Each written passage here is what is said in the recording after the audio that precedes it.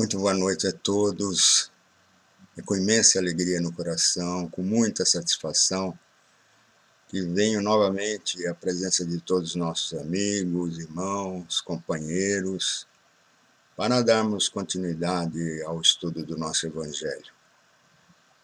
No nosso primeiro Evangelho do ano de 2021, queria aproveitar a oportunidade para desejar a todos um ano extremamente profícuo, cheio de realizações, de muita alegria, de muita harmonia, de muita paz, logicamente muita saúde, para que todos nós, irmanados nos ensinamentos que Jesus nos trouxe e conectados com as bênçãos de Deus, possamos estarmos fortalecidos e encorajados para continuarmos a nossa caminhada da nossa evolução moral e espiritual.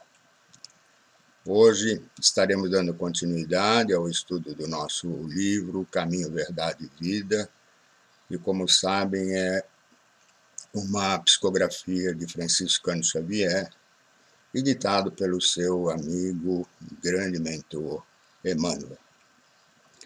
E Emmanuel nos traz no capítulo 90 desse livro uma interpretação muito interessante, cujo título é Seja o Bem. E Emmanuel foi buscar no Evangelho de Mateus, no capítulo 26, versículo 50, o tema e a inspiração para nos falar a respeito. E o versículo 50 nos diz o seguinte: Jesus, porém, lhe disse: Amigo, a que vieste? Então, aproximando-se, lançaram mão de Jesus e o prenderam. Isso consta no capítulo 26 do Evangelho de Lucas e nos fala sobre a prisão de Jesus. E essa prisão foi realizada em função daquela passagem onde explica a postura de Judas junto de Jesus, para que ele fosse identificado e assim pudessem prendê-lo. Vamos, então, ver um pouquinho antes o que nos fala o Evangelho. Diz assim, versículo 47, prisão de Jesus. Enquanto ainda falava, eis que veio Judas, um dos 12, acompanhado de grande multidão com espadas e paus, da parte dos chefes dos sacerdotes e dos anciãos do povo. O seu traidor dera-lhes um sinal, dizendo: é aquele que eu beijar, prendei-o. E logo, aproximando-se de Jesus, disse: Salve, Rabi, e o beijou. Jesus respondeu-lhe: Amigo, para que estás aqui? Então, avançando, deitaram a mão em Jesus e o prenderam. Uma pequena diferençazinha na tradução entre o que consta no livro Caminho, Verdade e Vida e a Bíblia de Jerusalém. Mas isso não importa, o que importa é a essência do fato e do que Jesus exemplificou na época. E Emmanuel, então, nos diz o seguinte na sua interpretação. É significativo observar o otimismo do Mestre, prodigalizando oportunidades ao bem até o fim da sua gloriosa missão de verdade e amor junto dos homens. Cientificara-se o Cristo com respeito ao desvio de Judas. Comentara amorosamente o assunto na derradeira reunião mais íntima com os discípulos. Não guardava qualquer dúvida relativamente aos suplícios que o esperavam. No entanto, em se aproximando, o cooperador transviado beija-o na face, identificando-o perante os verdugos. E o mestre, com sublime serenidade, recebe-lhe a saudação carinhosamente e indaga: Amigo, que viestes? Seu coração misericordioso proporcionava ao discípulo inquieto o ensejo ao bem, até ao derradeiro instante. Embora notasse Judas em companhia dos guardas que lhe efetuaram a prisão, dá-lhe o título de amigo. Não lhe retira a confiança do minuto primeiro, não o maldiz, não se entrega a queixas inúteis, não o recomenda à posteridade com acusações ou conceitos menos dignos. Nesse gesto de inovidável beleza espiritual, ensinou-nos Jesus que é preciso oferecer portas ao bem, até a última hora das experiências terrestres, ainda que, ao término da derradeira oportunidade, nada mais reste além do caminho para o martírio ou para a cruz dos supremos testemunhos. Vejam que essa interpretação de Emmanuel, extremamente profunda, muito bonita, nos remete a uma reflexão, fazendo com que possamos, através da nossa mente, imaginar a cena desse encontro, imaginar a postura de Jesus perante Judas, quando lhe indaga: amigo, a que viestes? Como que tentando despertar a consciência de Judas para aquilo que ele estava realizando, fazendo, traindo não só a ele, mas a todos os seus companheiros e apóstolos. É como se Jesus quisesse dizer: amigo, não fomos amigos, não fui seu amigo, não me sentes amigo seu para que tomasse esse tipo de atitude? Apelando para a consciência de Judas, como dizemos popularmente, para que caísse na real. E Judas não percebe o real motivo dessa indagação. Jesus, nesse instante, nos demonstra não só a sua serenidade, a sua calma, a sua tranquilidade, pois era sabedor de tudo aquilo que iria se passar, de tudo aquilo que o aguardava.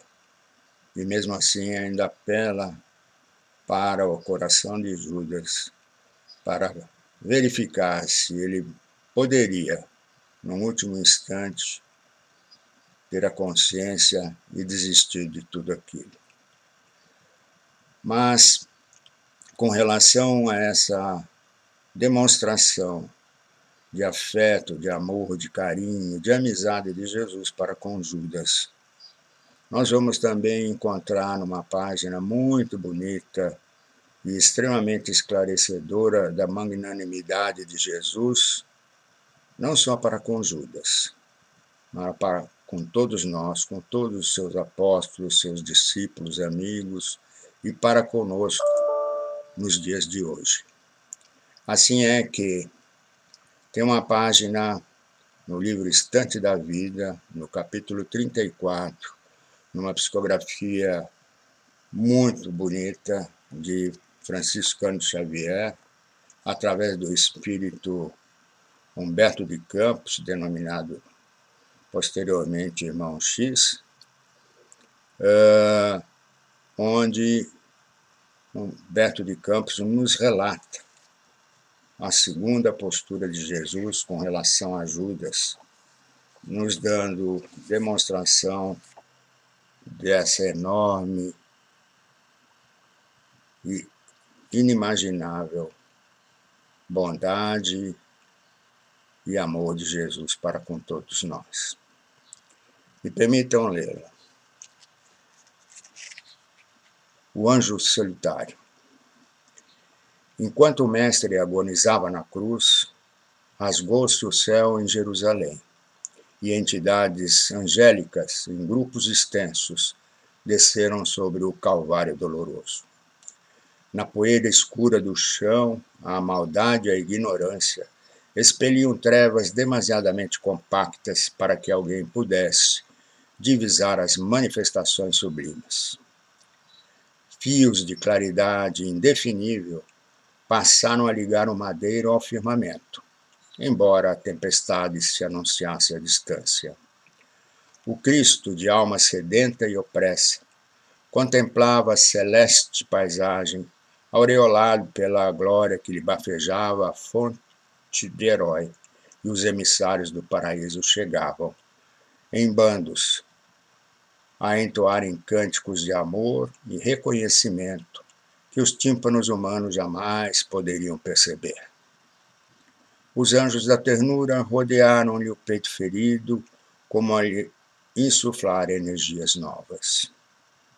Os portadores da consolação ungiram-lhe os pés, sangrentos com suave bálsamo. Os embaixadores da harmonia, sobraçando instrumentos delicados, formaram coroa viva ao redor de sua atribulada cabeça, desferindo comovedoras melodias a se espalharem por bênçãos de perdão sobre a turba amotinada. Os emissários da beleza teceram guirlandas de rosas e lírios sutis, adornando a cruz ingrata. Os distribuidores da justiça, depois de lhe oscularem as mãos quase hirtas, iniciaram a catalogação dos culpados para chamá-los a esclarecimento e reajuste em tempo devido. Os doadores de carinho, em assembleia encantadora, postaram-se à frente dele e acariciavam-lhe os cabelos empastados de sangue. Os enviados da luz acenderam focos brilhantes nas chagas doloridas, fazendo-lhe olvidar o sofrimento. Trabalhavam os mensageiros do céu em torno do sublime condutor dos homens, aliviando-o e exaltando como a lhe preparar o banquete da ressurreição. Quando um anjo aureolado de intraduzível esplendor apareceu solitário, descendo do império magnificente das alturas. Não trazia seguidores, e em se abeirando do Senhor, beijou-lhe os pés entre respeitoso e enternecido. Não se deteve na ociosa contemplação da tarefa, que naturalmente cabia aos companheiros, mas procurou os olhos de Jesus, dentro de uma ansiedade que não se observara em nenhum dos outros. Dir-se-ia que o novo representante do Pai compassivo desejava conhecer a vontade do Mestre antes de tudo. E em êxtase elevou-se do solo em que pousara os braços do madeiro afrontoso. Enlaçou o busto do inesquecível supliciado com inexcedível carinho e colocou por um instante o ouvido atento em seus lábios que balbuciavam de leve. Jesus pronunciou algo que os demais não escutaram distintamente. O mensageiro solitário desprendeu-se então do lenho duro, revelando olhos serenos e úmidos, e de imediato desceu do monte ensolarado para as sombras que começavam a invadir Jerusalém, procurando Judas, a fim de socorrê-lo e ampará-lo, pois naquele momento Judas, numa profunda dor e num profundo arrependimento, se enforcara. Assim é que, se os homens não lhe viram a expressão de grandeza e misericórdia, os querubins em serviço também lhe não notaram a ausência. Mas, suspenso no martírio, Jesus contemplava confiante, acompanhando-lhe a excelsa missão em silêncio, pois o anjo da caridade estava em sua missão socorrendo a Judas. Esse era o anjo divino, o anjo da caridade, que foi socorrer Judas a pedido de Jesus. No seu último instante, de vida entre nós. Jesus ainda teve um gesto maravilhoso, mais uma vez, nos deixando um exemplo de profundo amor, um exemplo de perdão, de acolhimento, de serenidade, de amizade, fazendo com que deixasse para todos nós, em 2 momentos, exemplos extremamente profundos para a nossa reflexão, pois não havia no seu coração, não havia mágoa, não havia ressentimento, não havia ódio, havia sim um amor imenso, uma compreensão magnânima.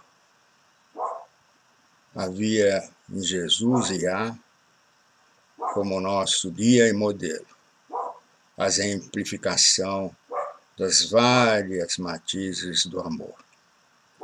É isso que nós temos que refletir a respeito, para que possamos, como diz Emmanuel, ensejarmos-nos ao bem, para podermos estar praticando esse bem não só dentro de nossa casa, entre nossos familiares, em qualquer momento, plantando essa semente de amor e cuidando para que ela possa florescer não só em nosso coração, mas nos corações daqueles que nos rodeiam, seja no nosso dia a dia, com os nossos familiares, com os nossos companheiros, no nosso ambiente social, no nosso ambiente profissional, onde quer que estejamos.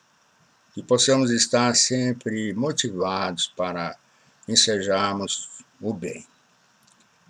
Mas queria também comentar com nossos amigos, irmãos e companheiros, umas palavras contidas no livro Cura e Libertação, de José Carlos de Luca, que nos fala sobre o bem, para que possamos, assim, tentar compreender melhor a magnanimidade de Jesus e a sua imensa capacidade de amor. E José Carlos de Luca, no seu livro Cura e Libertação, nos traz uma página extremamente interessante a respeito do bem. E ele nos diz, então, o seguinte: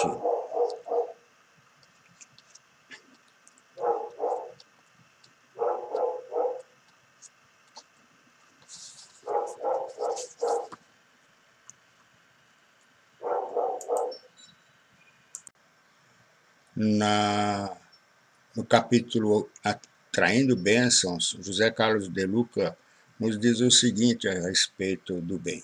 Como instalar a antena do bem? O ensinamento espiritual revela que a melhor forma de ter uma existência abençoada é abençoar a própria vida. Ninguém é abençoado sem antes abençoar. Ninguém recolhe o bem sem o plantar. Abençoar é desejar promover o bem. Quando abençoo alguém, eu estou dando o bem para essa pessoa, eu estou lhe dando uma bênção. Ao envolvê-la nas ondas do sentimento do bem, automaticamente eu entro no fluxo da energia do bem divino que envolve a Terra e sou tocado abundantemente por essa força grandiosa que emana do coração de Deus. Quando atuo no bem, eu me aproximo do bem, me aproximo de Deus. Quando ajo no bem, o bem age em mim. Eu não preciso dizer quanto a cura e a libertação essa atitude é capaz de nos trazer. Ser aquele que abençoa é fazer cair chuva de bênçãos em sua própria vida. Deus nos colocou no mundo para concluirmos a obra da criação divina, implantar o reino dos céus entre nós. E ninguém fará isso amaldiçoando as pessoas criticando-as, derrubando-as, agindo com crueldade ou guardando mágoas por tempo indefinido. Ninguém veio ao planeta Terra para criticar o mundo ou ser juiz dos outros, ser censor moral da vida alheia.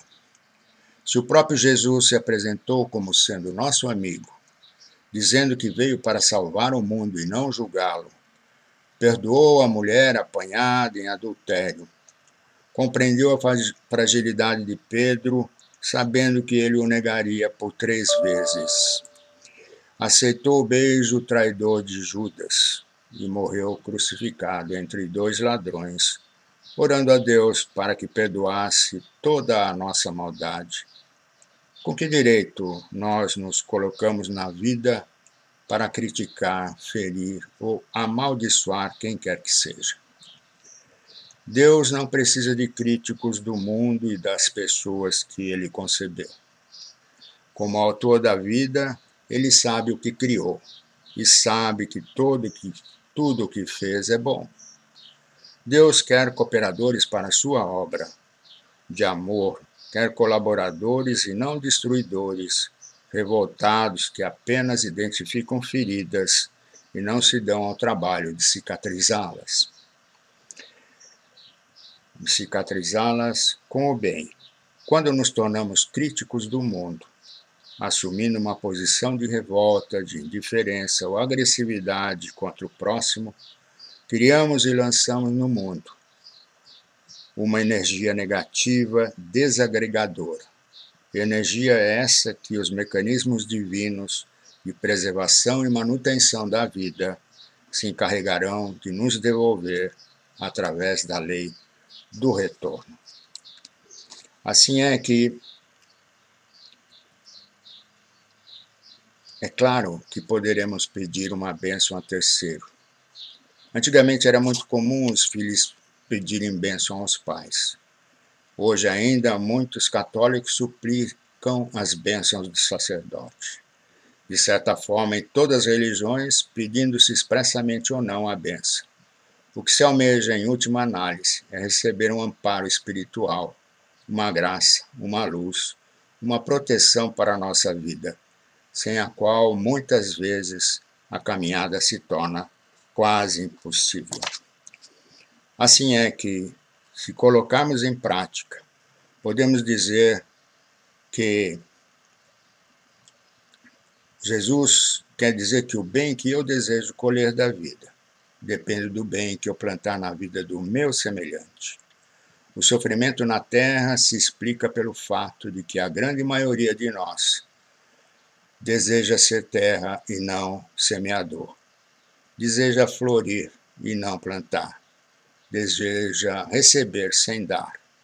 Deseja bênçãos sem abençoar. Pior ainda quando desejamos vencer pisando sobre o outro, roubando-lhe a esperança, tirando-lhe a vida, confiando-lhe o patrimônio, ceifando-lhe o patrimônio, subtraindo-lhe a dignidade. Não avaliamos quantas sobras estamos, melhor dizendo, quantas sombras estamos atraindo para nós mesmos. Porque o que faço ao meu próximo, faço primeiramente a mim, é da lei.